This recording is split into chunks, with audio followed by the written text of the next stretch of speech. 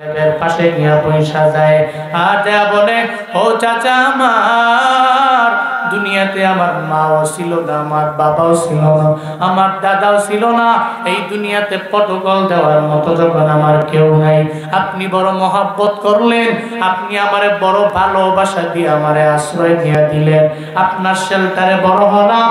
Abu Jahl, Utba সাহেব, ওয়ালিদ ইবনে মুগিরা যখন আমাকে মারার জন্য বারবার ফোন দিয়া, ও চাচা গো, আজ দুনিয়ার সমস্ত মানুষেরা সাইরা গেল, আপনি আমারে ছেড়ে গেলেন না, আপনি আমারে পটকল দিলেন, আপনি আমারে পরিপূর্ণ আশ্রয় দিয়া দিলেন। চাচা, এখন যদি আপনি কালেমা পড়ে একটু মুসলমান হয়ে যান, আপনার মরণের পরে হাসরের ময়দানে আমি নবী সুপারিশ কইরা আপনারে জান্নাতে নিয়ে যেতে পারবো। চাচা কয়, মুহাম্মদ রে, আমি তোমারে বড়ই ভালোবাসি, তবে বাতিজা কালিমা পড়ে মুসলমান তোমার হাতের মধ্যে হতে পারবো না। যদি মুসলমান হই তাহলে দুনিয়ার মানুষেরা আমারে নিমক হারাম বলবে, আমার ব্যাপারে কটূক্তি করবে। কয়, আবু তালেব এতদিন পর্যন্ত যেই ধর্মের গুণগান গাইল, মরণের আগে সে অন্য ধর্ম গ্রহণ কইরা দুনিয়া থেকে বিদায় নিয়ে চলে গেল। চাচা আবু তালেব কয়, ও মুহাম্মদ, আমি কালেমা পড়বো না। আমার মায়ার নবী চাচার সামনে বসে বসে বসে চোখের পানি ফালায়া ফালায়া যখন আমার মায়ার নবী কান্না করে, আল্লাহ তো জানে। আল্লাহ কয়, জিবরাইল আমার নবীর দরবারে যাও, নবী দাওয়াত দেওয়ার দায়িত্ব, তবে হেদায়েত তো আমার নবীর হাতের মধ্যে আমি আল্লাহ দেই নাই, হেদায়েতের চাবিকাঠি আমি রব আমার হাতের মধ্যে রেখে দিলাম। ওই জিবরাইল, আমার নবীর দরবারে যাস না, আমার নবীর দরবারে গিয়া জানায়া দাও, ইন্নাকা লা তাহদি মান আহবাবতা ওয়ালাকিন্নাল্লাহা ইয়াহদি মান ইয়াশা। আল্লাহ পাক বলেন, নবী আমার চাচা আবু তালেব আপনার বড় মহব্বতের মানুষ, আপনি চাইলেই যে তার হেদায়েত দিতে পারবেন এমন না, বরং হেদায়েত দেওয়ার মালিক একমাত্র আমি রব। আমি চাইলে হেদায়েত দিতে পারি, যদি আমি না চাই দুনিয়ার কোনো পীর অলি হেদায়েত দিতে পারবে না, ঠিক কিনা? কেউ পারবে না। দুনিয়ার সমস্ত মানুষ যদি আইনা, বড় আলেম আইনা, পীর বুজুর্গ আইনা যদি এর পানি পড়া খাওয়ায়, যে এর পানি পড়া খাইলে হে ফজর নামাজ পড়বে, কপালে যদি হেদায়েত না থাকে এর পীরের কথাও ধরবে না, এর বুজুর্গের কথাও ধরবে না, এর অলির কথাও ধরবে না, এর আলেমের কথাও ধরবে না। হেদায়েত দেওয়ার মালিক তো পৃথিবীর কেউ নয়, হেদায়েত দেওয়ার মালিক তো একজন, তিনি কে? আল্লাহ। আরো জোরে বলতে হবে, কে? আল্লাহ পাক বলছেন, এই জিবরাইল সূরাতুল মাউন নিয়ে যাও, নবীরে যা কও, চিন্তা করে কিসের, যাদের ভিতরে আখিরাতের ভয় নাই এরা তো এতিমদের পাশে দাঁড়াবে। মক্কা নগরীর ভিতরে আবু সুফিয়ান ছিল, প্রতিদিন দিনে প্রতি এক সপ্তাহ পরে পরে একটা উট জবাই দিয়া ধনীদেরকে দাওয়াত দিয়া খাওয়ায়। হঠাৎ করে একদিন এক এতিম আবু সুফিয়ানের দরবারে দাঁড়ায় যায়। দরওয়াজার সামনে যখন যায়, আবু সুফিয়ান বলে, এতিম তোমার দেওয়া হবে না, আমি ধনীদের জন্য উট জবাই করে ধনীরা খাবে, এতিমদের দেওয়া হয় না। কই, আমার মা বাবা নাই, পেটের ক্ষুধা নিয়ে আমি তোমার দরওয়াজায় দাঁড়ায় গেলাম, একটু আমারে খাবার দাও, তোমার উট থেকে কিছু গোশত যদি আমারে দিয়া দিতে পারো, তোমার উট থেকে কিছু গোশত দিলে আমার অনেক উপকার হবে, আমার পেট ভরে যাবে।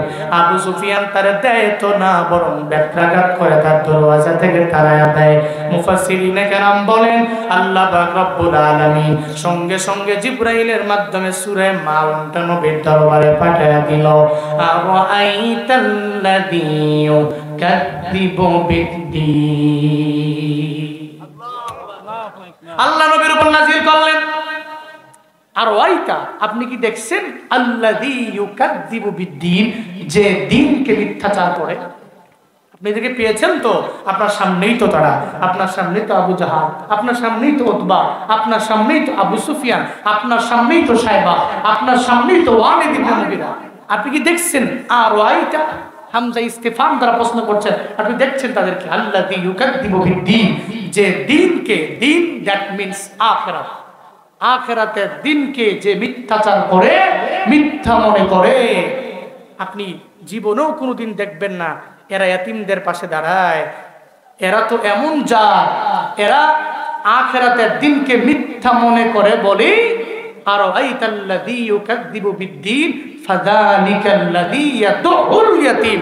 এই কারণেই তারা এতিমদেরকে উপেক্ষা করে চলে, এতিমদেরকে এরা কঠোরভাবে তাড়িয়ে দেয়। আল্লাহ পাক ইউজ করেছেন ইয়াদউল ইয়াতীম, এর মানে এতিমদেরকে এরা কঠোরভাবে এদের দরওয়াজার সামনে আসলে, এদের সামনে দাঁড়িয়ে গেলে এরা এতিমদের পাশে দাঁড়াবে দূরের কথা, বরং এতিমকে এরা কঠোরভাবে তাড়িয়ে দেয়। আল্লাহ পাক আমার মায়ার নবীরে জানায় দিলেন, নবী চিন্তা করেন না, আখিরাতের দিনের প্রতি যাদের বিন্দু মাত্র পরিমাণ ঈমান নাই, যারা আখিরাতের দিনকে মিথ্যা মনে করে, এরা জীবনেও কোনোদিন কোনো এতিমের পাশে দাঁড়াইতে পারে না। যাদের ভিতরে জান্নাতের গুণ আছে এরাই তো এতিমের পাশে গিয়া দাঁড়া যায়, একটা মিসকিনের পাশে গিয়া এরাই দাঁড়াইতে পারে। এক কথায় আবু জাহালের অনুসারীরা এতিমদের পাশে দাঁড়ায় না। যারা নবীর উম্মত, আমার নবীর অনুসারীরাই এতিম মিসকিনের পাশে দাঁড়ায়া যায়, ঠিক কিনা? মায়ার নবী আমার বললেন, ও আমার উম্মতেরা, কোন উম্মত যদি এতিমের পাশে গিয়া দরদ নিয়ে যদি এতিমের পাশে দাঁড়ায় যায়, স্বয়ং আল্লাহ ওই বান্দার পাশে এসে দাঁড়ায় যায়। সুবহানাল্লাহ জোরে বলবেন না? আরো জোরে সুবহানাল্লাহ। মায়ার নবী বলেন, আমার কোন উম্মত যদি এতিমের মাথার মধ্যে একটা হাত বুলাইয়া দেয়, হাত বুলাইলে কত ফায়দা হবে জানো রে বাপ? এতিমের মাথার মধ্যে হাত বুলাইলে ওই মাথার মধ্যে চুলের সংখ্যা গণনা করে শেষ করা যাবে না।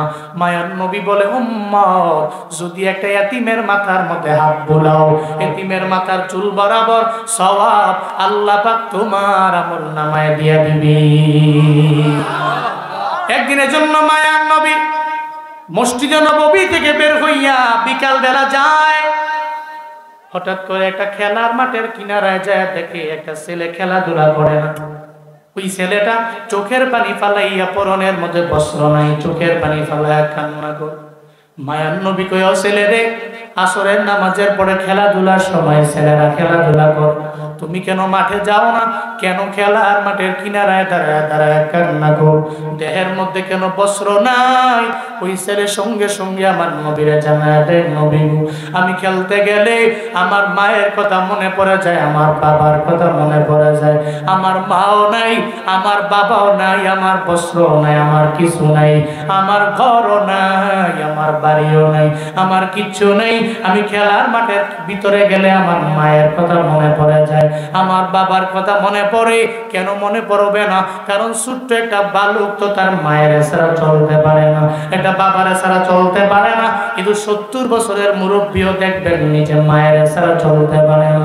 ওই মুরব্বীও যদি মা দুনিয়া থেকে বিদায় নিয়ে চলে যায়, মুরব্বীরও ছেলে আছে, মুরব্বীর মেয়ে আছে, মুরব্বীর নাতি আছে, নাতিন আছে, এরপরেও মা যদি দুনিয়া থেকে বিদায় নিয়ে চলে যায়, মায়ের জন্য চোখের পানি ফালায় কান্না করে, বাবার জন্য কান্দে। আর একটা ছোট্ট বালক যদি চোখের পানি ফালায় কান্না করে, কেন করবে না? সে তো তার মাও হারাইলো, বাবাও হারাইলো। আমার মায়ার নবী কয়, ও এতিমায়া, তোর বুঝি ঘরও নাই, বাড়িও নাই, তোর মাও নাই, বাবাও নাই, আমি খেলার মাঠের কিনারার মধ্যে তোরে রাইখা যেতে পারি না, আমার সঙ্গে আয়, আমি তোরে ঘরের মধ্যে নিয়ে যাব। আজকে থেকে আমারে বাবা বলবা, আর আমার ঘরের মধ্যে আমার স্ত্রী, আমার আয়েশা, ওই আয়েশাকে তুমি মা বলবা। আজকে থেকে তোমার বাবা যে নাই, এই ফিল, এই অনুভূতি অন্তরে আনবা না। আমি তোমার বাবা, ঘরের মধ্যে গেলে আয়েশা আছে আমার স্ত্রী, উম্মাহাতুল মুমিনিন, সমস্ত মুমিনদের মা। আয়েশা হলো তোমার মা, আর আমি মুহাম্মদ তোমার বাবা। চিল্লায়া বলা যাবে না আল্লাহু আকবার। এতিমকে নবী নিয়ে গেলেন। মায়ার নবী এতিমটাকে সঙ্গে করে নিয়ে যখন নাম্মা জান আয়েশার ঘরের মধ্যে যায়, মায়ার নবী বলে, আয়েশা, এমন একজন এতিম আমি তোমার ঘরের মধ্যে নিয়ে আসলাম, যার মাও নাই, যার বাবাও নাই। ও আয়েশা, এমন এক এতিম নিয়ে আসলাম যার মাও নাই, বাবাও নাই। আমি তারে বললাম, আমারে বাবা বলবে, তোমারে মা বলবে, তারে গোসল করায়া দাও, সুন্দর করে নতুন কাপড় পরাও। তারে নতুন কাপড় পরায় দিলে আমি সঙ্গে করে নিয়ে তারে হাঁটতে যাব। আম্মা জান আয়েশা সুন্দর করে তিনটারে গোসল করায়া দিলেন, এরপরে কাপড় পরায়া দিলেন। নবী তারে আঙ্গুলের মধ্যে ধরতে বলে, এবার ছোট্ট বাচ্চাটারে নিয়ে নিয়ে যায়। আর মায়ার নবী কয়, এতিমরে খেলার মাঠের কাউরে আমি বলি নাই আমার বাবা বলার জন্য, তোরে কেন বললাম জানোনি? কারণ আমি নবীও তো এমন পরিমাণে এতিম ছিলাম, আমার মাও ছিল না, আমার বাবাও ছিল না, আমার দুনিয়ার মধ্যে কেউ যখন ছিল না। আমি এতিমের কদর দিতে জানি।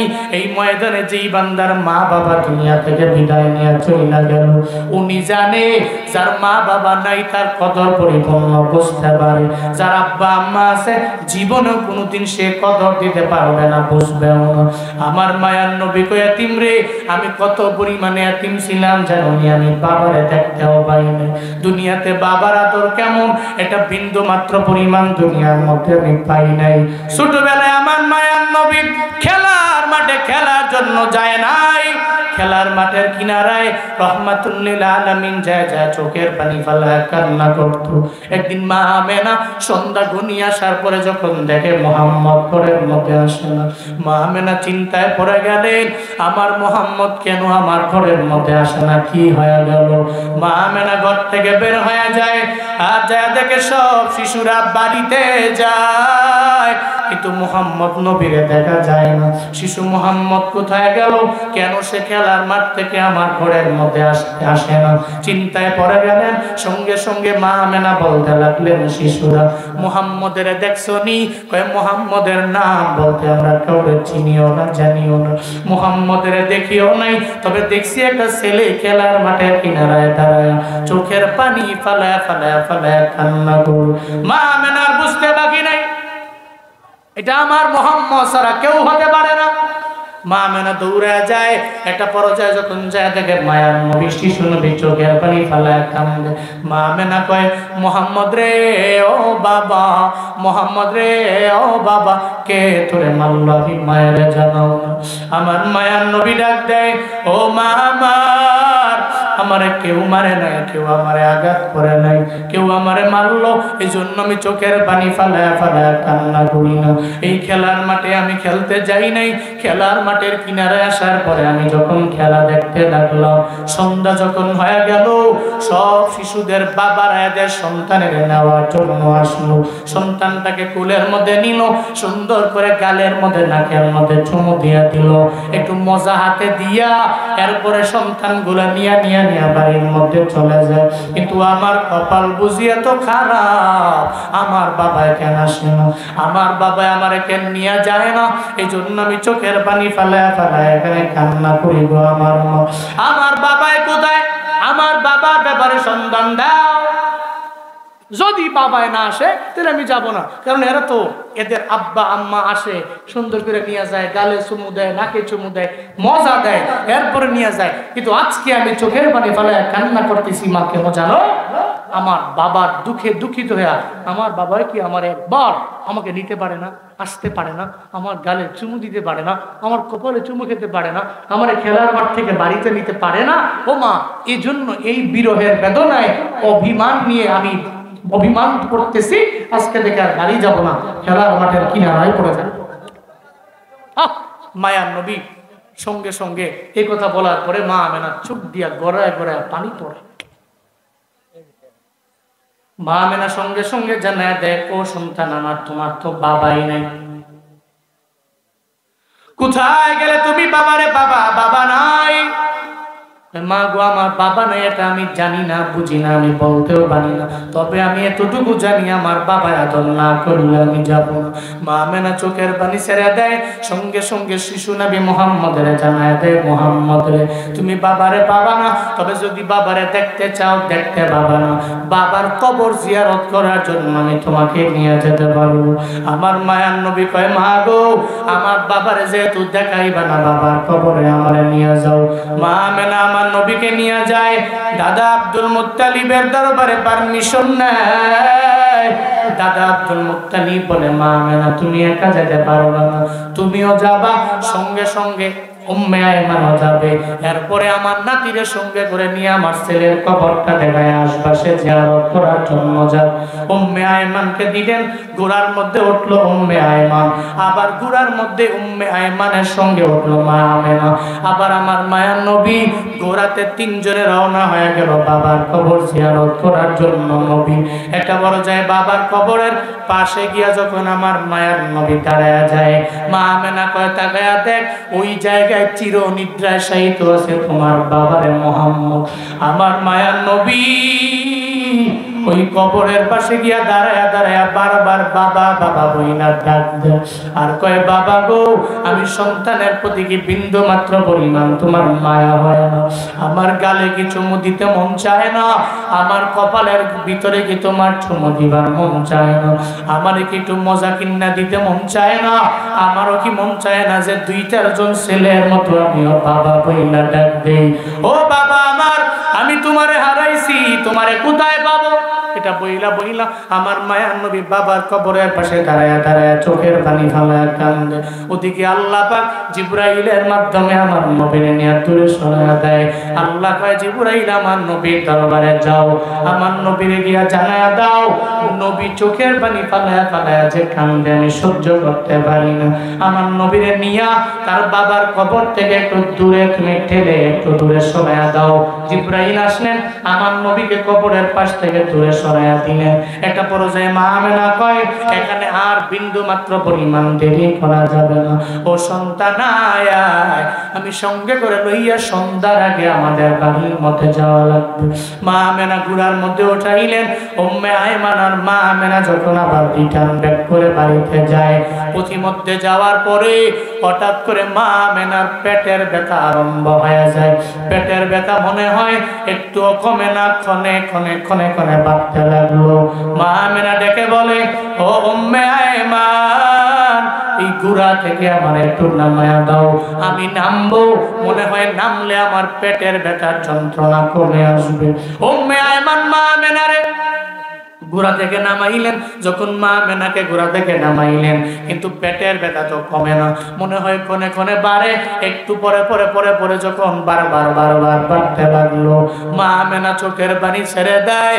মনে মনে চিন্তা করে মনে হয় পেটের ব্যথায় আমার দুনিয়া থেকে বিদায় নিয়ে চলে যাওয়া লাগবে। তবে আমার সন্তান আমার মুহাম্মদের কি উপায় হবে আমি মা তো ভালো করেই জানি। তার বাবাও থাকবে না, আমি মাও যদি তার বিদায় দিয়ে চইলা যাই বড় এতিম হয়ে যাবে। মা আমেনা কয় ও মুহাম্মদ আমি মায়ের বুকে আয়, আমি মায়ের করে বুকের মধ্যে নিয়ে বিদায় করে দিব। আমি মা মনে হয় এই পেটের ব্যথার যন্ত্রণাটা আমি উঠতে পারবো না। আমি মা মনে হয় এই পেটের ব্যথার যন্ত্রণার উসিলায় দুনিয়া থেকে বিদায় নিয়ে চলে যাওয়া লাগবে। আমার মায়ার নবীরে বুকে নেয়, ছোট আমার শিশু নবী সঙ্গে সঙ্গে মায়ের বলে মা আমি বাবার জন্য বিরহের বেদনায় খেলার মাঠের কিনারায় দাঁড়ায় কান্না করলাম। আমার বাবার আদর কেমন এটা বিন্দু মাত্র পরিমাণ আমি দুনিয়ার মধ্যে পাই নাই। আমার বাবার কবর জিয়ারতের জন্য মা তোমাকে নিয়ে আসলাম। এখন তুমিও যদি বলো আমার সাইরা তুমিও চইলা যাও, ও মা আমার আমি কারে মা বইলা ডাকবো, আমি কারে বাবা বইলা ডাকবো, একটু জবাব আগে দাও।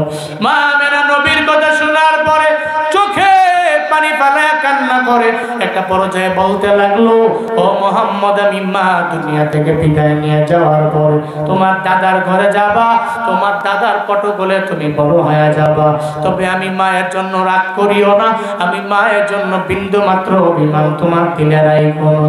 আমি মায়ের জন্য দোয়া কইরা দাও, মনে হয় আমি মা একটু পরে দুনিয়া থেকে বিদায় নিব। একটা পর্যায়ে মাও যখন আবুয়া নামক স্থানে দুনিয়া থেকে বিদায় নিয়ে চলে গেল, মায়ার নবী কান্দে।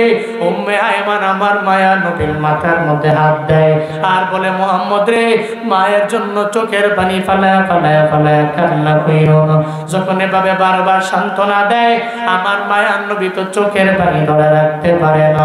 একটা পর্যায়ে উম্মে আয়মান বলে ও মুহাম্মদ আসো না, তোমার দাদার কাছে আমি তোমার নিয়ে যাই। আমার মায়ার নবীকে যখন ঘোড়ার মধ্যে নিয়ে যখন দাদার দরবারে রওনা হয়ে যাও, আব্দুল মুত্তালিব তাকায়া দেখে আমি যাওয়ার সময় ঘোড়ার মধ্যে দিলাম 3 জন, উম্মে আইমানের দিলাম, আমি মা আমেনারে দিলাম, এরপরে আমার মুহাম্মদের দিয়া দিলাম। এখন আসার সময় দেখি ওই ঘোড়ার মধ্যে 3 জন না, মাত্র 2 জন। এর মানে হলো আমার মুহাম্মদের মাও মনে হয় দুনিয়া থেকে বিদায় নিয়ে চলে গেল। তার মাও দুনিয়ায় নাই, তার বাবাও দুনিয়ায় নাই, সে মা বাবা আর পাবে না। আমার মায়ার নবী আসলেন, ঘোড়া থেকে নাইমা দাদার দরবারে যায়, চোখের পানি ফেলায় কান্না করে, ও দাদা আমার মাও নাই, আমার বাবাও নাই, আমার কেউ নাই, আমি বড় এতিম হয়ে গেছি, আমি কারে মা বলে ডাকবো, আমি কারে বাবা বলে ডাকবো? আমি আপনার দরবারে আসলাম, আজকে থেকে দাদা আপনার ছাড়া আমার আপনি মক্কা নগরীতে কেউ নেই। দাদা কই, মোহাম্মদ রে, বাবার জন্য চোখের পানি ফেলায় কান্না করবা না, তুমি মায়ের জন্য চোখের পানি ফেলায় কান্না করার প্রয়োজন নাই। আমি দাদা আছি, তোমার উপরে কেউ একটা টোকাও আমি দাদা থাকতে দিতে পারবে না। আমার মায়ের নবী কয়, ও এতিম, আমি তোর কদর দিতে জানি, কারণ আমি ওই জায়গা থেকে এসেছি যেই জায়গায় আমার মাও নাই, আমার বাবাও নাই। এতিমটাকে আঙ্গুলের মধ্যে নিয়ে নিয়ে যখন নবী আগায় যায়, একটা পর্যায়ে মায়ার নবী বলে, ও এতিম রে, তোরে শুধু আমি আঙ্গুলের মধ্যে ঢুকায় ঢুকায় হাঁটলেই হবে না, তুই আমার কাঁধের মধ্যে আসা লাগবে। এতিম কয়, নবী গো, আপনি দামি মানুষ, আপনার কাঁধের মধ্যে উঠলে আমার বেয়াদবি হয়ে যাবে, আল্লাহ রাগান্বিত হয়ে যাবে, আমার আল্লাহ আমার প্রতি ক্রোধান্বিত হয়ে যাবে। মায়ার নবী কয়, এতিম না না, তুই যদি আমার কাঁধের মধ্যে যদি উঠতে পারো, আমার আল্লাহ আমার প্রতি আরো রাজি হয়ে যাবে। পড়েন মারহাবা। তুই যদি আমার কাঁধে ওঠো, আমার আল্লাহ আমার প্রতি আরো বেশি রাজি হবে। কারণ আল্লাহ তো বলছেন, সূরাতুল দুহা খুলেন, আলাম ইয়াজিদকা ইয়াতীমান ফাআওয়া ওয়া ওয়াজাদাকা দাল্লান ফাহাদা ওয়া ওয়াজাদাকা আইলান ফাআগনা ফাআম্মাল ইয়াতীম ফালা তাকহার ওয়া আম্মাস সাইলা ফালা তানহার ওয়া আম্মা বিনি'মাতি রাব্বিকা ফাহাদ্দিস। আল্লাহ নবীকে বলছেন, আমি কি আপনাকে ইয়াতীম পাইনি? আর ইয়াতীম থেকে কি আমি আপনাকে আশ্রয় দেইনি? আপনি তো ছিলেন পথহারা। কি ছিলেন? পথহারা। তিনি আপনাকে পথহারা পেয়েছেন, আপনাকে সঠিক পথের দিশারি তো তিনিই করেছেন। শুধু তাই না, ওয়াজাদাকা আইলান ফাগনা, নবী তিনি আপনাকে পেয়েছেন গরিব হালাতে, তিনি আপনাকে সর্বোচ্চ লেভেলের ধনী বানিয়ে দিয়েছেন। দ্যাট মিন্স আপনার সম্মান, আপনার মর্যাদা, আপনার শরফ, আপনার কারম, আপনার সমস্ত কিছু তিনি বৃদ্ধি করেছেন। চিল্লায়া পড়া যাবে না মারহাবা। নবীর সম্মান কে বাড়িয়েছেন? আল্লাহ। ইজ্জত কে বাড়াইছেন? আল্লাহ। কে বাড়াইছেন? আল্লাহ। কেমন কি আল্লাহ নিজের ব্যাপারে বললেন, আমি হলাম রব্বুল আলামিন। এই আলামিনের রব কে? আল্লাহ। আর এই আলামিনের জন্য রহমত, করুণা, দয়া নবী। সুবহানাল্লাহ পড়বেন না? আরো জোরে পড়বেন না সুবহানাল্লাহ? ওয়া মা আরসালনাকা ইল্লা রাহমাতান লিল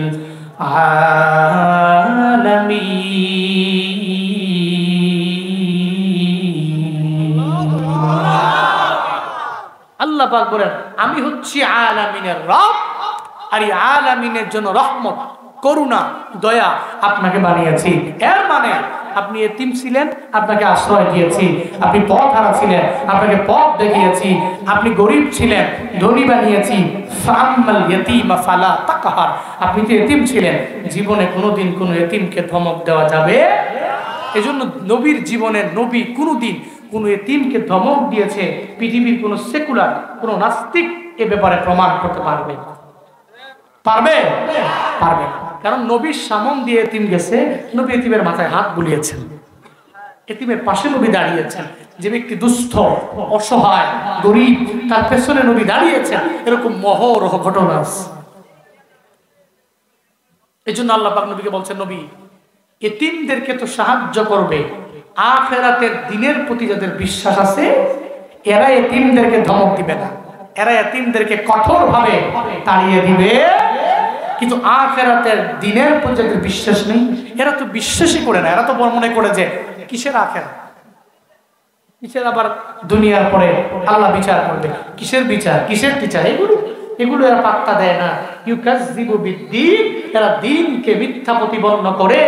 আপনি জানেন ফাযালিকাল্লাযী ইয়াদুল ইয়াতীম, আর এই সমস্ত ব্যক্তিরাই এরা কঠোরভাবে এতিমকে তাড়িয়ে দেয়। এরপরে আল্লাহ পাক সূরাতুল মাউনের 3 নম্বর আয়াতে বলছেন ওয়ালা ইয়াহুদ্দু আলা তাআমিল মিসকিন। জোরে বলেন আল্লাহু আকবার। আল্লাহ পাক বলছেন আখিরাতের দিনের প্রতি যাদের বিশ্বাস নাই, আখিরাতের দিনের প্রতি বিন্দু মাত্র পরিমাণ নেকিন যার অন্তরের মধ্যে নাই, ও জীবনেও কোনোদিন এতিম মিসকিনদেরকে খাওয়াবে না, এতিম মিসকিনদের পাশে গিয়ে দাঁড়ায় যাবে না, এমনকি সে নিজেও মিসকিনদের খাওয়াবে না। তার আত্মীয় স্বজনেরা যদি খাওয়ায়, আত্মীয় স্বজনদের গিয়া ধমক দিয়া দিবে, এই মিসকিনদের কেন খাওয়াও, উদ্বুদ্ধ করবে না, ইন্সপায়ারও করবে না। মিসকিনদের নিজে তো দেয় না, আরেকজনের দিলে গিয়া বদনাম করে, এমন ব্যক্তি সমাজে আছে না? না,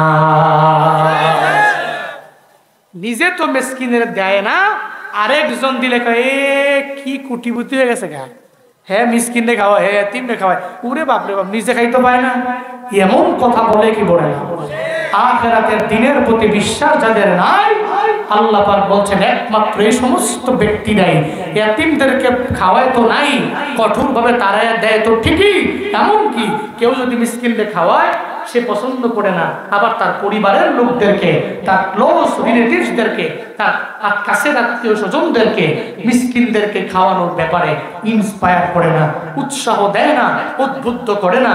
এরা একমাত্র তারাই আখিরাতের দিনের প্রতি যাদের বিশ্বাস নাই, ঠিক কিনা? যারা আখিরাত মানে, যারা মনে করে রবের বিচারের কাঠগড়ায় একদিন আমার তোমার সবার অবশ্যই দাঁড়াতে হবে, এরা তো কোনো অন্যায় করে না, এরা কোনো অপরাধের সাথে, হ্যাঁ আপনারা কই যান দুইজনে, হ্যাঁ হ্যাঁ পেশাব করলে যাওন যাইব, এছাড়া উড়ন যাইব না, মাহফিল আউন যাইব, বন যাইব, লাগলে হুইত্তা লাউন যাইব, মাগার উঠা যাবে না, ঠিক কিনা? হ্যাঁ মনে করছে অন্য হুজুর না, হিডা কইতাম না, হিডা করলে যাবে না, এটা কইলে সব দিন মুরব্বী মুরব্বী মুরব্বী মুরব্বী। আমার পাশের এলাকায় ওনার বাড়ি, যিনি এটা বলছেন আমার পাশের এলাকায় বাড়ি, আমরা প্রোগ্রাম করেছি বহুত একসঙ্গে, কিন্তু এত জমকালো উনি আগের থেকে নয়, মুরব্বী বলার পর থেকে পুরা দেশ, আমার মনে হয় সারা বিশ্বের যত মুসলমান আছে মজা কইরা মুরব্বী মুরব্বী বইলা পুরো ওয়ার্ল্ডে ফেমাস উনি এখন, মোশতাক ফয়েজি হুজুর। হ্যাঁ সোনামণি সোনামণি, নতুন নতুন বুঝছে না, কুমিল্লার ভাষায় কথা বলে তো একটু মজা লাগে, আঞ্চলিক ভাষায় বলে, এই জন্য উঠা যাবে না, উঠা যাবে না, চুপ করে বসে থাকতে হবে, একেবারে শেষ করে দোয়া দিয়া যাওয়ার লাগবো। আর একজন যদি উঠছেন তাহলে হেরে নিয়ে 5 মিনিট বয়ান হবে, এরপরে আমার বাকি বয়ান। তাহলে আখিরাতের দিনের প্রতি বিশ্বাস যাদের আছে, এরা জীবনে দেখবেন বেনামাজি হবে না, সে রোজা কামাই দিবে না, সে আমলের লাইনে অগ্রগামী হবে, কিন্তু আখিরাতের দিনের প্রতি যাদের বিশ্বাসী, আল্লাহ নবীকে বলছেন আপনি চিন্তা করছেন কেন, এরা তো আখিরাতের দিনকে বিশ্বাস করে না, এরা এতিমদেরকে কেমনে খাওয়াবে, এরা তো এতিমদেরকে তাড়িয়ে দিবে। আবু সুফিয়ান তো এই সময় কালেমা পড়েনি, আবু সুফিয়ান তো তাড়িয়ে দিবে, আবু জাহাল তো তাড়িয়ে দিবে, উতবা সাইবা ওয়ালিদ ইবনে মুগিরা তারা তাড়িয়ে দিবে, এরা দেখতে পারে, এরা মিসকিনদের খাওয়াবে না। মনে রাখবেন, একটা মিসকিনের পাশে গিয়ে দাঁড়ায় যান, একটা এতিমের পাশে দাঁড়ান, আপনার জীবনটাকে আল্লাহ এমন রঙে রঙিন করবে, জীবনটাকে আল্লাহ সুন্দর বানায়। এটা বড় ফজিলতপূর্ণ কাজ। আমার জানা মতে, দেখা মতে একজন ব্যক্তি অনেক বেশি টাকাওয়ালা ছিল এমন না, নিজে বাসের ভাড়া দিতেন ঢাকার শহরে, 5 টাকার জায়গায় একটু 1-2 টাকা কম হইলে বাসের হেল্পারের সাথে মারামারি করতেন। ওই ব্যক্তিটা এখন বর্তমানে 2টা গাড়ি ইউজ করে, প্রতি মাসে প্রায় 30 থেকে 40 লক্ষ টাকা ইনকাম করে, প্রতি বছরে তার প্রায় একটা খাত থেকে আসে 1.5 থেকে 2 কোটি টাকা। এই জীবন পরিবর্তন কেমনে আমি বহু রিসার্চ করেছি তাকে নিয়ে, আমি দেখেছি সে এতিমদের পাশে দাঁড়িয়েছে বলেই আল্লাহ তাকে এই পর্যায়ে এনেছে। এতিমদের পাশে দাঁড়িয়েছে। এমন কি রমজান মাসে ইফতার সে করে না এতিমদেরকে ছাড়া, 4-5 জন 6 জন একসাথে ইফতার করে। ইফতার একটা এতিম, রাস্তার ফকির মিসকিন, যার এই পৃথিবীতে কিচ্ছু নাই, সে তো দামি কিছু দিয়ে ইফতার করতে পারবে? পারবে না। তাকে যদি আইনা আপনি দামি কিছু ইফতার করান, দামি কিছু খাওয়ান, খুদা কা কসম সারাদিন না খাওয়া লোকটা রমজানে রোজা রাখা ইফতারের সময় যখন আল্লাহকে আল্লাহ বলে ডাক দিবে, আল্লাহ এই মানুষটা আমার ইফতারের সময় এত দামি খাবারটা খাওয়াইছে, তুমি তারে দুধে ভাতে খাওয়াইও, খুদা কা কসম বুলেট মিস হতে পারে, ওই এতিমের দোয়া রবের দরবারে যাইতে মিস হবে না, মিস হবে না। এতিমের দোয়ার বরকত আছে, এজন্য দাঁড়াবেন। এতিম কিছু খুঁজলে, মিসকিন কিছু খুঁজলে যাবে না, এটা বইলা তারাইয়া দেওয়া যাবে। পকেটে থাকলে দিবেন, না পারলে আল্লাহকে ওয়াস্তে আমাকে মাফ করেন। কি বলবেন? আল্লাহকে ওয়াস্তে আমাকে মাফ করেন, দিয়ে দিবেন। আপনি ভিখারিকে ধমক দিবেন, দরকার কি? তাকে ধমক দরকার প্রয়োজন। অক্টোবর মাসে জামালপুরে প্রোগ্রামের জন্য গেলাম। জামালপুরে 3-4 দিন একটানা আমি বয়ান করব। বয়ানের পরে হঠাৎ করে জামালপুরের রেল স্টেশনের ভিতরে দামি দামি এক ব্যক্তি চা বানায়, এমন পরিমাণে চা বানায়, ওই লোকটার দরবারে আমি বললাম এতগুলা চা দোকানে কেউ যায় না, কিন্তু আপনার দুধ চা খাওয়ার জন্য কেন এতগুলা মানুষ বিয়ে করে? হুজুর আমি এশার নামাজের পরে 72 কেজি দুধ বসাই, 2টার আগেই আমার দুধগুলা শেষ হয়ে যায়। 72 কেজি দুধ এশার নামাজের পরে বসাই, এই 72 কেজি দুধই আমার 2টার আগে শেষ হয়ে যায়। আমি কেমনে রে? হুজুর আব্বা আমার দোয়া আছে না। সুবহানাল্লাহ, পকেটে থন নাকি ডিপ ফ্রিজে রাখছেন ঠান্ডার দিনে জন্মে গেছে না? কোন সুবহানাল্লাহ। আমার আব্বা আমার দোয়া এশার নামাজের পরে আমি 72 কেজি দুধ চুলায় বসাই, 2টার আগে শেষ। বেচা কিনা মানুষগুলো সব ভিড় করে। আমার ড্রাইভার আমারে বলে হুজুর 300 কিলো দৌড়াতে পারবো যদি 1 কাপ দুধ চা আমারে খাওয়াইতে পারেন।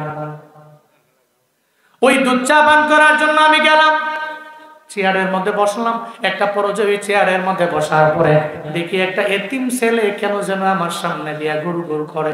একটা পর্যায়ে আমাকে বলেই ফেললো, হুজুর ওই জায়গায় বার্গার কেনা বেচা হয়, একটা বার্গার আমারে খাওয়াবেন। আমি বার্গার খাওয়াইনি, আমার পেটটা ভরে যায়। আমি বললাম দাঁড়াও একটু চাটা শেষ করতে দাও, আমি এরপরে তোমারে নিয়ে যাও। আমি চা পান শেষ করে এরপরে এতিমটাকে সঙ্গে করে নিয়ে যখন বার্গারের দোকানে গেল, রাত প্রায় 2:30 বাজে। আমি বার্গারের দোকানদারকে বললাম এই বার্গার দোকানদার একটা বার্গার তারে দাও। যখন বার্গারটা দেওয়া হলো সে বার্গারটা খায়, আমি তার চেয়ারের পাশে বসলাম। আমি বললাম এই ছেলে এই বয়সে হয়তো মাদ্রাসার মধ্যে তোমার থাকার কথা ছিল, আর না হয় দিনের বেলা একটা স্কুলের মধ্যে তোমার যাওয়ার কথা ছিল, আর না হয় রাতের বেলা তোমার মা বাবার সাথে বিছানার মধ্যে তুমি ঘুমাইয়া থাকতে পারতা। ওই ছেলে আমায় বলে ও হুজুর আমার মা নাই বাবাও নাই, আমরা বড় এতিম, আমরা বড় অসহায়, আমাদের ঘরও নাই, আমাদের বাড়িও নেই, এই রেল স্টেশনের মধ্যে হলো আমাদের জীবন কেটে যায়। হুজুর সকালবেলা একটু খাওয়ার জন্য মানুষের দরবারে আবদার জানাই, কেউ যদি আমারে দেয় তাহলে খাইতে পারি, আর না হয় ক্ষুধা নিয়ে আমরা বিভিন্ন জায়গায় দৌড়াই। এরপরে দুপুর বেলা যখন পেটের ক্ষুধার যন্ত্রণা সহ্য করতে না পারি মানুষের কাছে যাই, মানুষকে বললে কারো যদি মনটা নরম হয় আমারে দেয়, মনটা যদি নরম না হয় তো দেয় না। একটা বড় রাতের বেলাও পেটের ক্ষুধার যন্ত্রণায় আমি একটা মানুষ খুঁজতে লাগলাম। আপনাকে দেখার পরে আমার মনে হলো হুজুরেরা তো আমারে বিদায় করে দিবে না, আপনি একটা বার্গার খাওয়াইলেন, এখন আমার পেটের ক্ষুধার যন্ত্রণা নিবারণ হয়ে গেল। এতিমটা বলে এরপরে আমি একটু পরে গিয়ে ওই জায়গায় বিছানা আমি বিছায়া রাখলাম, একটা কাঁথা বিছাইয়া রাস্তার কিনারার মধ্যে আমি ওই জায়গায় ঘুমায়া যাব। আমি বললাম মিসকিন রে, ওই এতিম তোর তো মাও নাই, তোর বাবাও নাই, তোর ঘর পাও নাই বাড়িও। আমি গুনাহগারের জন্য একটু রবের দরবারে দোয়া করলে আমি জানি কবুল হয়ে যাব। তার মাথার মধ্যে হাতটা দিলাম, আমি তাকে বললাম একটু আল্লাহর দরবারে আমার জন্য দোয়া কইরা দাও।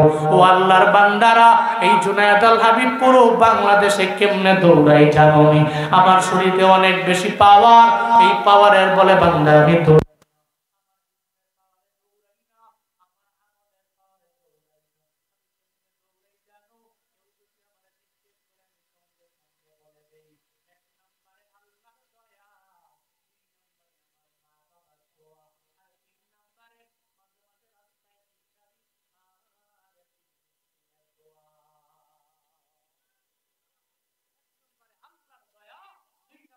বাবার দোয়া, 3 নম্বরে এতিম মিসকিন ভিখারীদের দোয়া। আমি চলি, কারণ এদের দোয়ার বড্ড বড্ড বড্ড পাওয়ার আছে। দুনিয়ার সমস্ত কিছু মিস হলেও এদের দোয়া রবের দরবার থেকে ফিরে আসবে না। এজন্য এতিমের পাশে দাঁড়ান, আপনার জীবনটাকে আল্লাহ জমকালো বানায় দিবে। আল্লাহ পাক বলেন, নবী আমার, আখিরাতের দিনের প্রতি যাদের ঈমান নাই, এরা জীবনেও কোনোদিন এতিমদেরকে ধমক না দিয়ে এতিমদের কাছে টানবে না, বরং কঠোরভাবে এতিমদেরকে এরা তাড়াইয়া দিবে।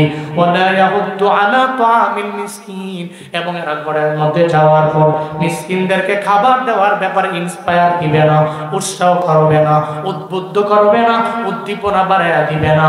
এমনকি বলবে আমি মিসকিনের খাওয়াই না, তুইও খাওয়াবি না। এরপরে আল্লাহ বলেন, ফাওয়াইলুল লিল মুসাল্লিন। আল্লাহ পাক বলেন ফাওয়াইলুল লিল মুসাল্লিন। এবার আল্লাহ পাক বলছেন আরেকটা সাবজেক্টে নবী আসেন, এখানে মুনাফিকরা নিহিত আছে।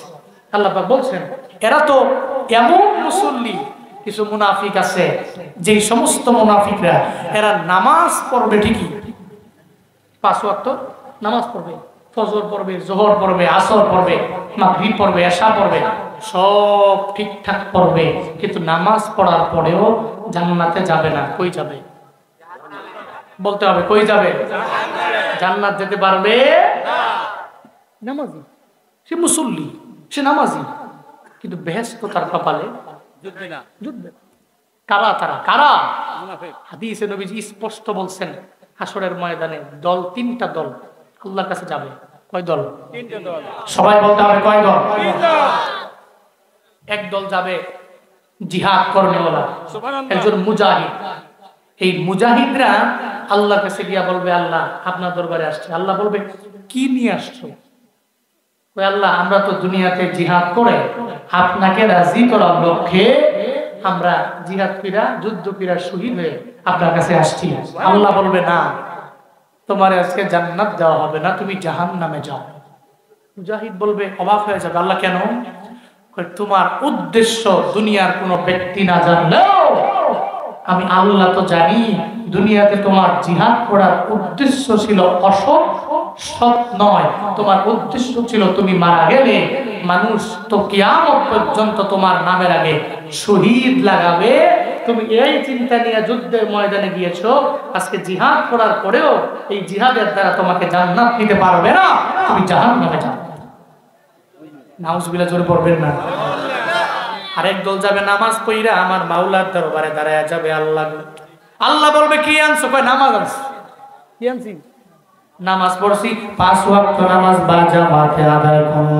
আল্লাহ কয় না না, তুই তো আমারে পাওয়ার জন্য নামাজ পড়ো নাই। তুই নামাজে গেলা, তোর ইমাম ভালো বলবে, খতিব ভালো বলবে, মসজিদের সভাপতি ভালো বলবে, সেক্রেটারি কেশিয়ার ভালো বলবে।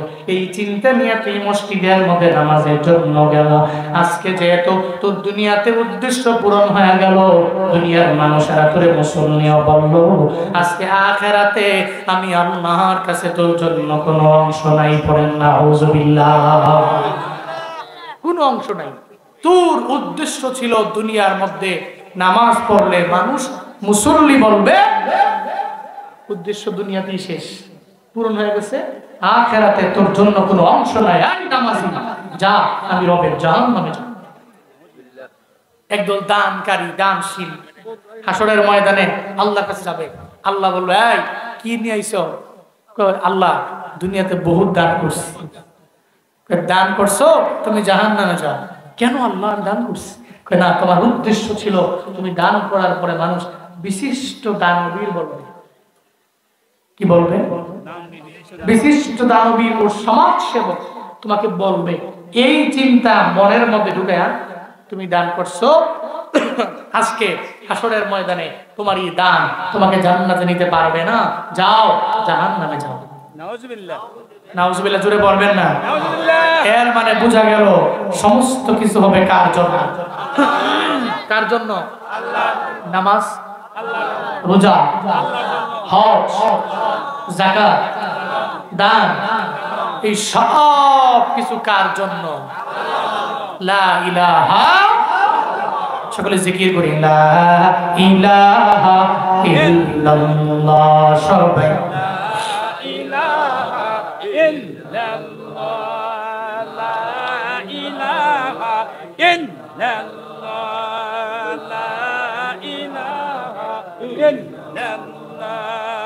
জিকির করি লা ইলাহা লা ইলাহা ইল্লাল্লাহ লা ইলাহা ইল্লাল্লাহ লা ইলাহা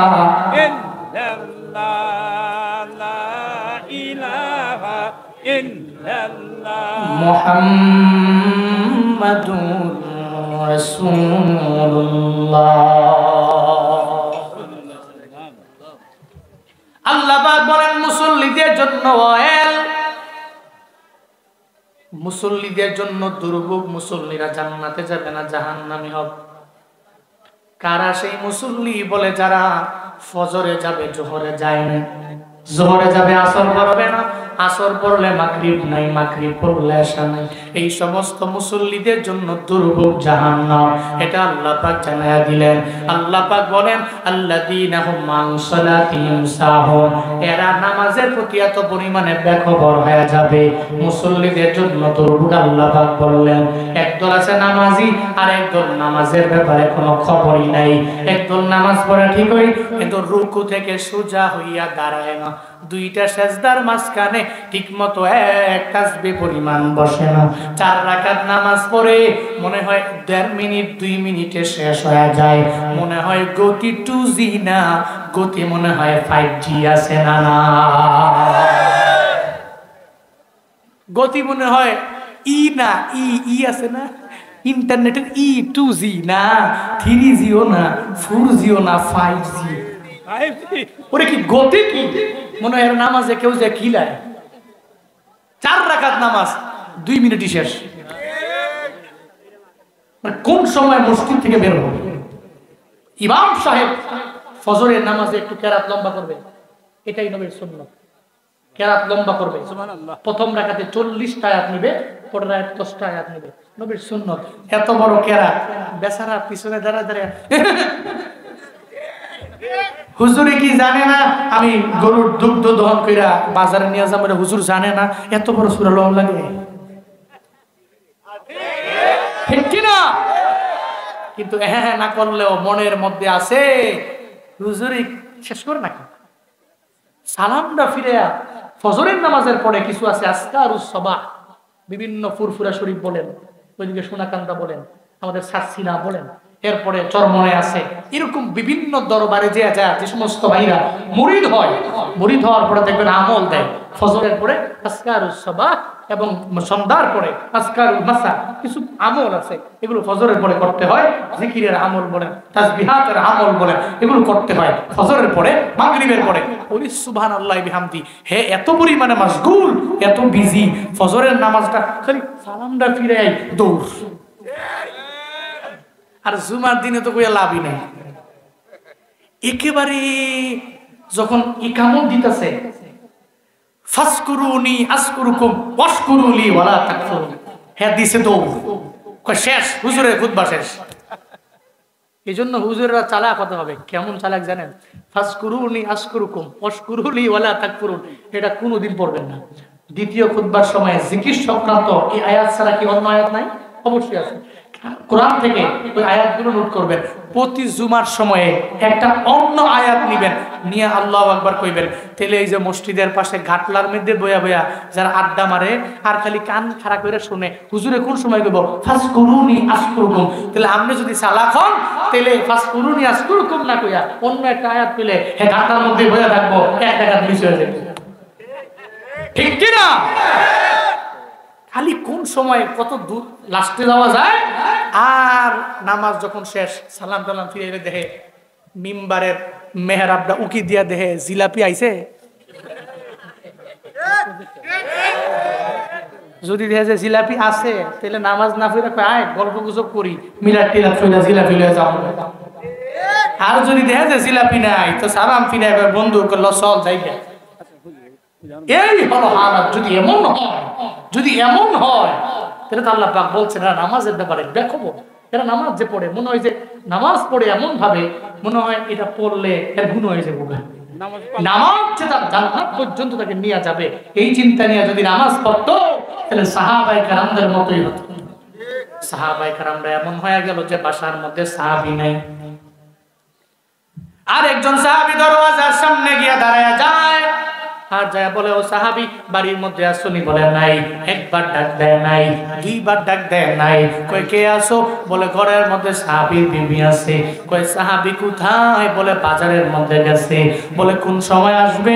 কই আমাদের উনি যদি বাজারের মধ্যে যায় দেরি করতে পারে না, কারণ হাব্বুল বিলাদি ইলাল্লাহ মাসাজিদুহা ওয়া আবগাদুল বিলাদি ইলাল্লাহি আসওয়াকুহা।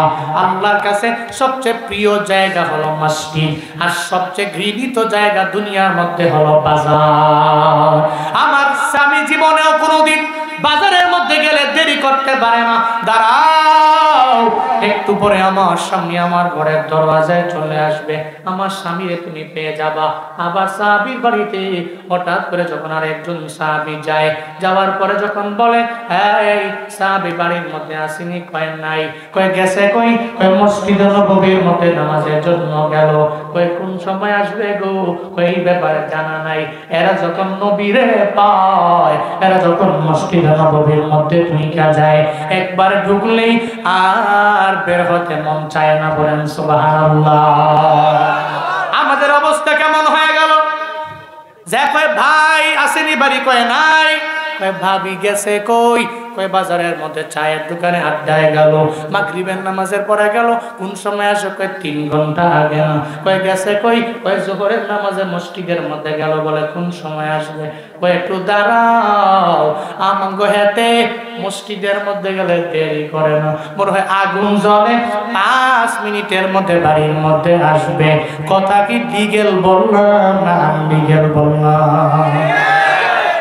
মসজিদের মধ্যে একটু পরে মসজিদের শেষ করে নেই, মসজিদের ভিতরে গেলে খালি মনে হয় জ্বালা, অন্তরে জ্বালা। ঠিক কিনা? কোন সময় খালি বের হবে। কিন্তু বাজারে গেলে চায়ের দোকানে পায়ের উপরে পাতুইলা চা চুমুক মারে আর আড্ডা মারে, গিবত করে 2-2.5 ঘন্টা 3 ঘন্টা এমনি শেষ। বয়ান শুনতাইলে 40 মিনিট হই না, হের খালি ডায়াবেটিস, প্রস্রাব ধরে, হ্যাঁ বুঝে গেছে গা, হিন্দা হাত বাঁকা হয়ে গেছে, হিন্দা পা বাঁকা হয়ে গেছে, যত সুতা, যত অজুহাত। খালি ভালো কাজের মধ্যে আসলেই চায়ের দোকানে যে 3 ঘন্টা আড্ডা দিলেন, ওই সময় গেল কই প্রস্রাব। ঠিক কিনা? এই সময় চায়ের দোকানে আড্ডা দিলে গিবত করলে তো মজা লাগে, মানুষের নামে বদনাম করলে তো মজাই লাগে। কিরে কার বিষয়ে কথা কস? কই ওই যে অমুক ফারার হের বিষয়ে। আমি তো আরো জানি বেশি। চেয়ার দে, রং সাদে 5টা, লাল সামার 3টা 4টা যা লাগবে। হ্যাঁ কম দিহি। এ বেড়া শুরু করছে, হে বেড়া হে ভাই ওই হে ফারার বেড়ার বদনাম। কই কি জানেন? কম দিহি। হ্যাঁ কইতাছে, হ্যাঁ কয় ইস আমিও তো জানি, আমিও কই, হ্যাঁ কয় আমিও কই। একটা ব্যক্তিরে বলতে বলতে বলতে হ্যাঁ তার বিষয়ে বদনাম করতে করতে কি হাসি, কি তামাশা। এটা হালাল না হারাম? মৃত ভাইয়ের গুস্ত বক্ষণ করতে পৃথিবীর এমন কোন ব্যক্তি নাই যে চাইবে। আল্লাহ পাক বলছেন আইয়ুহিব্বু আহাদুকুম আইয়াকুলা লাহমা আখিহি মাইতান ফাকারিহতুম, তোমাদের মধ্যকার কেউ কি এমন আছো যারা মৃত ভাইয়ের গোশত খাইতে পছন্দ করবে? আল্লাহ পাক বলছেন ফাকারিহতুম, বস্তুত তোমরা এটা পছন্দ করবে, জীবনে কোনোদিন মৃত ভাইয়ের গোশত তোমরা ভক্ষণ করবে না। মনে রাখিও, গীবত করা মৃত ভাইয়ের গোশত ভক্ষণ করার সমান। নাউজুবিল্লাহ, বাড়ি যে কইেন জোরে কোন নাউজুবিল্লাহ। গীবত করা যাবে না, চায়ের দোকানে আড্ডায় বেশি থাকা যাবে না। আল্লাহ আমাদের সবাইকে গীবত, শিকায়ত, পরনিন্দা, চায়ের দোকানের অতিরিক্ত সময়ের আড্ডা থেকে রক্ষা করেন। সকলেই পড়ি আমিন। মসজিদের মধ্যে সময় অনেক পরিমাণে দেওয়া লাগবে। আল্লাহ পাক বলেন নামাজের ব্যাপারে বেখবর। ফজরের নামাজ যে পড়া লাগবে এই চিন্তা এদের অন্তরের মধ্যে নাই। কিন্তু যারা মুসলমান এরা চিন্তা করে এশার নামাজ পড়া যখন বাড়ির মধ্যে চলে যায়, ওখানে যায় বিবিরে বলে, ও বিবি দ্রুত ঘুমায় যাওয়া লাগবে, আমার আবার ফজর পড়া লাগবে। ফজরের নামাজের পরে চিন্তা করে আবার জোহরের টাইমটা কোন সময় হবে, আমার জোহর পড়া লাগবে। জোহরের পরে চিন্তা করে আমি কোন সময় আসর পড়বো, এই নিয়ে চিন্তায় মগ্ন হয়ে যায়। আসরের পরে কোন সময় মাগরিব পড়বো, এই চিন্তা নিয়ে বান্দা আগায়। আবার মাগরিবের পরে এশার নামাজের জন্য অপেক্ষা করে। ও বান্দারা, এটা হলো নামাজের ব্যাপার, যাদের চিন্তা আছে ওই বান্দাগুলো এমন করে। কিন্তু আল্লাহ কয় না, যেই বান্দারা, যেই মুসল্লিরা নামাজের ব্যাপারে বেখবর হয়ে যাবে, এরা হলো মুনাফিক। এরা মানুষকে দেখানোর জন্য এক বেলা দুই বেলা নামাজ আদায় করে, কিন্তু আল্লাহকে পাওয়ার জন্য নামাজ পড়ে না। মানুষকে দেখানোর জন্য নামাজ পড়ে, আল্লাহকে দেখানোর জন্য এরা নামাজ পড়ে না। এরা নামাজের ব্যাপারে বেখবর। কিন্তু কপাল করা মুসলমানেরা একটু প্রশ্ন করলে জবাব দিবেন, আপনাকে এলাকায় হিন্দু আছে না নাই? আছে না হিন্দু? হিন্দু যে মুদি দোকানের মধ্যে বাজার করার জন্য যায়, ওই মুদি দোকানে আপনি যাননি? যান না? হিন্দু যে কাপড়ের দোকান থেকে কাপড় কিনে আপনি যান কিনা? হিন্দু দেখবেন মাঝে মাঝে পাঞ্জাবি পরে, আপনিও পাঞ্জাবি পরেন। হিন্দুর গালের মধ্যেও দেখবেন মাঝে মাঝে হিন্দু দাড়ি লাগায়, যেমন রবীন্দ্রনাথ ঠাকুর। দাড়ি কি ছোট না বড়? এর মানে কি হ্যাঁ মুসলমান? কথা বলেন না, মুসলমান। হিন্দুর গালে দাড়ি আছে, মুসলমানের গালেও দাড়ি। হিন্দু দেখলেন পাঞ্জাবি পরে, আপনিও পাঞ্জাবি পরলেন। যেই মুদি দোকানের মধ্যে আপনি গেলেন, হিন্দু গেল। আপনিও যেই বাজার থেকে বাজার করেন, হিন্দুই বাজার থেকে বাজার করার জন্য যায়। এমনকি মাঝে মাঝে দেখবেন কিছু হিন্দু আছে গরুর গোশত পর্যন্ত খায়। ঠিক কিনা? সব হিন্দুরা যে গরুর গোশত খায় না এমন না।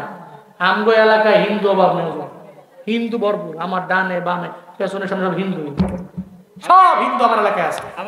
তো এনে এনে কেউ আছে অনেক হিন্দু। তো একদিন মাহফিলে যাচ্ছি, বাজারের মধ্যে যাওয়ার পরে হিন্দু গাড়ি চালা করতেছে, আম করে কি মাহফিলে নেওয়া যায় না? কি কয়, আম করে কি মাহফিলে নেওয়া যায় না? আমি বললাম আপনি হিন্দু, আপনি মুশরিক, আপনি অপবিত্র, আপনাকে কে মেনে নিবে? কয় না, আমরা জানি হুজুরগো খাওয়ান বালা। হুজুরগো কি বালা? খাওয়ান বালা। মনে রাখবেন, আমার বাংলাদেশে এত কিছু না জানলেও এতটুকু বাংলাদেশের প্রত্যেকটা মানুষ জানে, হুজুরগো ফ্যাট বড়, হুজুরগো খাওয়ান বালা। ঠিক কিনা? হুজুর একটু আস্তে আস্তে হাত লাগবে, কি হুজুর দাওয়াত কি বেশি খেয়ে লাইছেন? 3-4টা হোমানে খাইছেন, হাত তারেন না দিন। হুজুর যদি জোরে হাঁটে, দেখছো নি আজকে দাওয়াত মনে 5টা পড়ছে। মানে হুজুরের এই দোষ আছে পুরো বাংলাদেশে। হুজুরকে খায় বালা, হুজুর খাওয়ানো বালা, খায় বেশি, কিন্তু আমি খাইতে পারি না। তো বলতেছে হুজুরকে খাওয়ান বালা। তা আমি বললাম আপনার উদ্দেশ্য কি বলেন তো? হুজুর খাওন যে বালা, এটা কিছু না কিছু জানেন? আমার উদ্দেশ্য হইলো মাহফিলে গেলে গরু গোস্ত দিয়া ওটা ভাত খামো।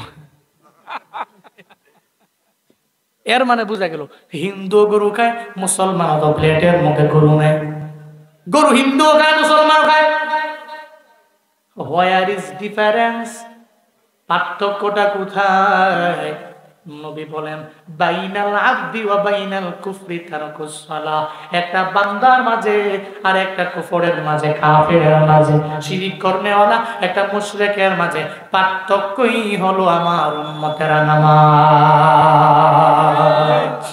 একটা হিন্দু আজান হয়ে গেলে দুইরা ওরে মসজিদে নেওয়া যাবে না, কিন্তু একটা মুসলমান ওরে বলাও লাগবে না, দৌড়ে নামাজের মধ্যে চলে যান। জোহরের আজান যখন হবে ও দৌড়াইয়া নামাজে হাজির হয়ে যান, যখন আসরের আজান হবে দৌড়ে নামাজের মধ্যে চলে যান, মাগরিবের আজান যখন হবে দৌড়ে নামাজের মধ্যে যাবে। কিন্তু হিন্দুরে কাশি দিয়া বাইন্দাও তো মসজিদের মধ্যে নেওয়া যায় না। ও মুসলমানেরা নিয়ত করে নাও, আজকে থেকে নামাজ বাদ দেওয়া যাবে যাবে আজকে থেকে 5 ওয়াক্ত নামাজ আমি আদায় করার সর্বোচ্চ চেষ্টা করব। এই নিয়ত কারা কারা এই তেঁতুলতলা জামে মসজিদের মাহফিল থেকে ওয়াদা করে যাইতে পারবে? আমি মুসাফিরকে নয়, আল্লাহকে দেখানোর জন্য দুটো হাত তুলুন। আল্লাহ তুমি কবুল করো, আল্লাহ তুমি মঞ্জুর করো, আল্লাহ 5 ওয়াক্ত নামাজ আদায় করার মতো তৌফিক দাও। আল্লাহ তোমার হিদায়াত নামক দৌলত আমাদের প্রত্যেককে তুমি দান করো। হাত নামা, সকলেই পড়ি আমিন। এই ভয় পাইয়েন না, যদি আমিন কই কবুল হয়ে গেলে তো ঠান্ডা পানি দিয়ে উজু বানায় ফজর পড়তে, এই ডরে আবার আমিন না করে থাকেন না। বলেন আমিন, বলেন আল্লাহুম্মা আমিন। আল্লাহ পাক বলছেন মুসল্লিদের জন্য দুর্ভোগ, আল্লাযীনা হুম আন সালাতিহিম সাহুন, এরা বেখবর। এরপরে আল্লাহ পাক লাস্ট আয়াতে বলছেন আল্লাযীনা হুম ইউরাউন ওয়া ইয়ামনাউনাল মাউন। যদিও এর ব্যাখ্যা অলরেডি দিয়েছি, আল্লাযীনা হুম ইউরাউন, এরা নামাজ পড়ে মানুষকে দেখানোর জন্যই তো এরা নামাজ পড়ে। ওয়া ইয়ামনাউনাল মাউন, এটা একটু ভালো করে বুঝেন, দেখবেন এটা আমাদের মা বোনদের জন্য একটা বড় ওয়াজ। আমার মা বোনরা আছেন, মা বোনেরা আছেন, হ্যাঁ হ্যাঁ মা বোনেরা দেখতেছেন, মা বোনদেরকে আমি রিকোয়েস্ট করছি আপনাদের জন্য এই আয়াতের পুরাটা ওয়াজ। ওয়ায়ামনাউনাল মাউন, এরা যে সমস্ত পণ্যগুলো ছোট, মাউন এর মানে হচ্ছে এমন পণ্য যেগুলো অনেক বেশি দামি এমন না, মিডিয়াম লেভেলের যে পণ্যের দাম, এই সমস্ত পণ্যগুলো, এবং এগুলা ব্যবহারিক কাজে ব্যবহৃত হয়, মানুষ ব্যবহার করে। যেমন ধরেন কুঠার, কুড়াল, দা, বটি, হ্যাঁ এগুলো এই ইত্যাদি ইত্যাদি জিনিসগুলো, আসবাবপত্রগুলো ঘরের মধ্যে থাকে। দেখবেন মাঝে মাঝে পাশের ঘরের ভাবি বিপদে পড়ছে, ভাবি বিপদে পড়ার পরে আরেক ভাবির কাছে দিয়ে চায়, ভাবি একটু কি দাওটা দিবেন? আমার দাওটা ভালো না। বটি দিবেন? বটিও ভালো না, নাই কাজ আছে, একটু কুড়ালটা দিবেন নি? না না, কুড়াল লেগে গেছে আপনার ভাই, এই ঘরের ভিতরে কুড়াল, ঠিক কিনা? এগুলা মা বোনদের ভিতরে বেশি পাওয়া যায়। মা বোনেরা আবার একটা বিষয় ফেরে, কি জানেন নি? দুনিয়ার সমস্ত কিছু লস হয়ে গেলেও দেখে না, একদিক দিয়ে একটা লস হয়ে গেছে পাগল হয়ে গেছে, একদিক দিয়ে 2 লাখ নাই খবর নাই, আরেক দিক দিয়ে 2টা গেছে গা, 2টা নষ্ট হয়ে গেল। না মা বোনেরা, আমি আপনাকে হেয় করার জন্য কথা বলছি না, এগুলো আপনাদের ভিতরে মাঝে মাঝে থাকে, মাঝে মাঝে আমরা পাই বলেই এগুলো বলি। মা বোনেরা, জীবনে কোনোদিন কোনো প্রতিবেশী যদি আপনার কাছে আছে ব্যবহারিক কোনো জিনিস, এগুলো দিলে আপনার কোনো ক্ষতি হবে না, দিবেন। যেমন এই যে মাহফিল করলেন না, এখানে এই যে প্যান্ডেল বানালেন, অনেক সময় দেখা যায় অনেক কিছু প্রয়োজন হয়, এই যে বাঁশ করতে গিয়ে কুদালের প্রয়োজন হয়, এগুলো বিভিন্ন ব্যবহারিক জিনিসগুলো প্রয়োজন হয়। দেখবেন যে ডরে এক বাড়িতে যায় না, না না আরে বাপরে বাপ, হে বাড়ির বেরিয়ে যেই রেজালা, যেই রাগি বেডি, এর কাছে গেলে ধমককে দাঁড়াই দেবে। এগুলো করা যাবে? নিষেধ করেছেন কে? আরো জোরে বলতে, নিষেধ করেছেন কে? সূরাতুল মাউনের শেষ আয়াত আল্লাহ পাক বলছেন ওয়ায়ামনাউনাল মাউন, এরা নিষেধ করে, বাধা প্রদান করে এবং দিতে অস্বীকৃতি জানায় ব্যবহারিক তাদের বস্তুগুলো। যখন তার প্রতিবেশী তার কাছে চায়, সে ওয়ায়ামনাউন, সে মানা করে। সে নিষেধ করে, সে তাকে বাধা প্রদান করে, সে তাকে তাড়িয়ে দেয়। এই জন্য আসুন না মা বোনেরা, বাবারা, সূরাতুল মাউন থেকে এই শিক্ষাগুলো নিয়ে আমরা বাড়িতে যাই। 1 নাম্বার শিক্ষা হলো, যারা মিথ্যা প্রতিপন্ন করে আখিরাতকে, এরা জীবনেও কোনোদিন কোনো এতিমকে খাবার দেয় না, এতিমের পাশে দাঁড়ায় না, এতিমকে উপেক্ষা করে চলে। কিন্তু আমাদের ভিতরে আখিরাতের প্রতি বিশ্বাস আছে না নাই? সবাই বলতে হবে আছে না নাই? তাহলে আখিরাতের দিনের প্রতি বিশ্বাস থাকলে জীবনে কোনোদিন কোনো এতিমকে ধমক দেওয়া যাবে না, এদেরকে উপেক্ষা করে চললে হবে, সমাজে এদেরকে ছোট ছোট লোক বলে গালি দিলে হবে, এতিমদের পাশে দাঁড়াইতে হবে। 2 নম্বর হচ্ছে, যারা আখিরাতের দিনের প্রতি অবিশ্বাস করে, এরা মিসকিনদেরকে খাবার দেওয়ার বিষয়ে ইন্সপায়ার করে না, উৎসাহ দেয় না, উদ্দীপনা বাড়ায় না, মানুষকে উদ্বুদ্ধ করে না। আসুন না, আমরা তো মুসলমান, আখিরাতের দিনের প্রতি বিশ্বাস আছে, আমরা মিসকিনদের খাওয়াবো, এদের ব্যাকগ্রাউন্ডে দাঁড়াবো, এদেরকে খাওয়ানোর জন্য আরেকটা ব্যক্তিকে ইন্সপায়ার করব, আগ্রহ বাড়াবো, উৎসাহ বাড়াবো, উদ্দীপনা বাড়াবো, উদ্বুদ্ধ করব। আল্লাহ তৌফিক দান করেন। এরপরে 3 নম্বর শিক্ষা হলো, নামাজ পড়বো এমন ভাবে যে আমার নামাজগুলো সুন্দর,